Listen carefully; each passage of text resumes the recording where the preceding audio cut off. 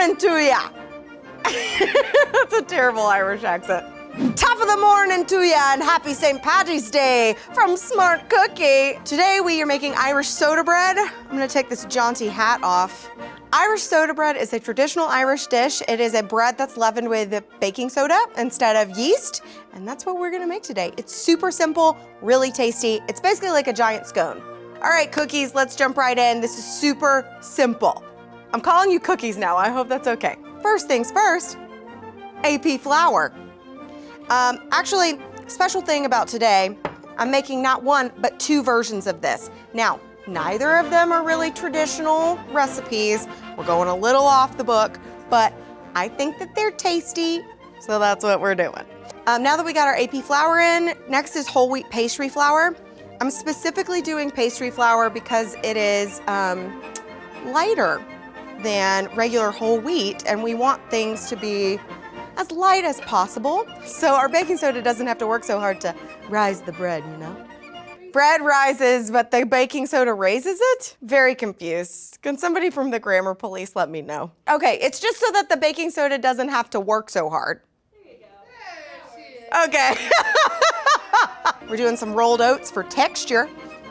Over here too, making 2 batches of bread at once, like a champ. Sugar, I've got, what is this? Salt. Now we're getting to our leaveners. So we have got baking powder and baking soda. Smart cookie fact of the day, what's the difference between baking soda and baking powder? Easy. Baking powder does not need any sort of acid to activate it. It's already activated. Baking soda, on the other hand, does need an acid, which is why we're using buttermilk. Our basic dry ingredients are now all together, so I've got 2 bowls that are exactly the same. So now we're gonna make 2 different versions. We're gonna make a sweet version and a savory version. I know we make a lot of sweet stuff, so this is for the savory people out there. Let's start with some cheese. I've got some extra sharp Irish cheddar cheese, so we're gonna go in there with that. I'm gonna get every single little shred. Black pepper, this seems like a lot. It is 2 teaspoons, but I want you to be able to taste it. And who doesn't like a little spice in their life, huh? Yeah. And dill. I really love dill. I think it brightens this up. It's got a nice bright herbaceousness. This is for our savory version. I'm just gonna mix those dry ingredients in. Let's do our sweet version. So I've got some cinnamon, craisins, definitely not Irish, but delicious. Actually, if you're interested in more history about soda bread, there is actually like a national soda bread preservation board. And you can go on their website and find out like all kinds of amazing, interesting facts about soda bread. But it's super important culturally. Gotta get that zest, get the zest in the bowl. I always use my zester up top because then I can control how much is going in the bowl and where it goes, and it's not flying all over the place. Just gonna mix my cranberries and my cinnamon in. This is kind of like when you make a biscuit. I'm just gonna make like a little well in the center. Buttermilk, and we know we need buttermilk because this is gonna activate our baking soda. If you don't have buttermilk at home, don't worry. All you need is some whole milk. So you do 1 cup of whole milk to 1 tablespoon of some sort of vinegar. So like a white wine vinegar or lemon juice, some sort of acid, and you just let it sit on the counter for a couple minutes and it will basically make a buttermilk substitute. Super easy. Okay, also butter. I'm using some good old Kerrygold. Shout out, what's up Kerrygold? Using some Irish grass-fed butter. Y'all, it's so good. So we're just gonna gently mix this in. I can kind of do an Irish accent. The only way I know how to get into an Irish accent is to think about this one phrase. Maybe 10 years ago, I was at Disney World with the fam, and I heard this Irish family that were there for vacation, but the dad was outside of the bathroom waiting on some of the kids, and I heard him yell, "Connor, get out of the bathroom!" And that is the only way I can get into an Irish accent. I have to yell, "Connor, get out of the bathroom!" And then I can kind of do an Irish, no, I can't do an Irish accent anymore. Well, that's my story about an Irish accent, and I can't do it now on command because I'm nervous. Connor, get out of the bathroom! So this makes a really super sticky dough. I'm gonna leave this be for now, and we're gonna go ahead and do this exact same thing over here. Now that you've got this, we're gonna do some light kneading of the dough. Excuse me. Just gonna move these things right over here. Time to get handsy with it, you know what I mean? So we're going onto a pretty generously floured board because the dough is sticky. It's not really gonna be like a lightly floured situation. Just gonna flop that out, delightful. I'm gonna flour my hands, flour the board, flour all the things. I'm not gonna really knead this heavily because I don't want to deactivate or push out all of the gas that the baking soda is creating. So really all I'm doing is trying to get this to come together into a smooth loaf. So I'm just gonna do this kind of gently. So all I'm doing is kind of rotating this, taking a piece and pushing it into the center with the palm of my hand, and then rotating, pushing into the center with the palm of my hand. And that's how you knead some dough. So now I flipped it over, and all I'm doing is working on getting this into a kind of a uniform little dough ball. There it is. Like a baby's butt, like I say in every episode where we make anything that's kind of like bread. Does it feel like a baby's butt? You're doing it right. Parchment paper, sheet pan, like that. Round 2. All right, here's our savory one. Flop.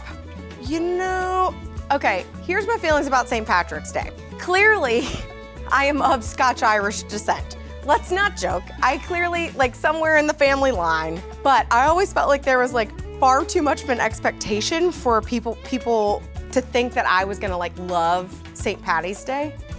So as a kid, I was like really anti St. Patty's because everybody would be like, oh, like it's your holiday because you're a redhead, so like clearly you must love this. And when I got older, they were like, I did go to a parade one time and I had a bunch of weird dudes who tried to like smooch me on the cheek and stuff because they were like, you're Irish. And I was like, no, please don't kiss me. I'm socially awkward. So it was never my favorite holiday, if I'm being honest. But hey, look, to each their own. I'm not gonna judge you. If you like St. Patty's Day, that's cool. Whatever you wanna do, man, that's fine. You do you, boo. This is gonna basically, these are gonna double in size in the oven. So that's why I'm being kind of careful about what the shape is, because I wanna try to help them maintain their shape as best I can. Look at that, there's no more mess. These are almost ready to go in the oven, but there's a very important step. We have to cut an X into the top of each one of these loaves. Now there's an interesting history behind this because apparently the X's were cut in this, one, so that when they rise, they wouldn't break in weird places. But secondly, it's supposed to help protect the household from evil. Who knew? All right, so we're gonna pop these in the oven at 375 for an hour, and then we'll come back. Guys, I just wanna say I feel really lucky to be doing this show, but I also feel very lucky for this tie because it does this. Our breads have baked for an hour and then we let them cool for at least a half hour. You're gonna wanna do that so that the crumb inside of the bread can set. If you try to cut into these when they're too hot, the crumb isn't gonna be right. It's gonna be even more dense than what it already is. So, the way that this would be traditionally served is you would break off like a quarter of this and then cut slices out of there. So, we are going to cut through half of this. So you can kind of see it's really dense. Like this doesn't have the kind of air holes that you would expect with a loaf of bread that's been risen with yeast. But this has got a very dense kind of texture to it. But you'll notice it kind of looks like the inside of a biscuit almost, which is basically the texture that you're looking for. It's like a biscuit. So there's one half of that. That's our cranberry orange. And then we're gonna get our cheddar and dill. Oh yeah, oh yeah, oh yeah, oh yeah. Delish. So I think this is best served with some butter, of course. We're going with Kerrygold butter because it is an Irish grass-fed butter. It is delicious. It is my favorite butter. Butter, butter, butter, butter. So the texture of this, it's gonna be kind of crumbly. So the flavor of this, it's got a super dense crumb. But the flavor, there's a little hint of sourness that you're gonna get from the soda that's in here. But it's got this like crunchy outside texture, a dense inside. Truly, it's like you've made a big giant scone. And it's delicious. I hope that you will try this recipe. I think that it would be really good for St. Patty's Day to help, you know, soak up whatever you decide you're drinking that day. I'm gonna have some coffee. If you wanna make this an Irish coffee, you do you, boo. You hit that Bailey's as hard as you want. All right, everybody. I hope you have a very festive St. Patty's Day. Don't do anything I wouldn't do. And we'll see you around. Bye. Woo! I'm just gonna eat some more of this butter.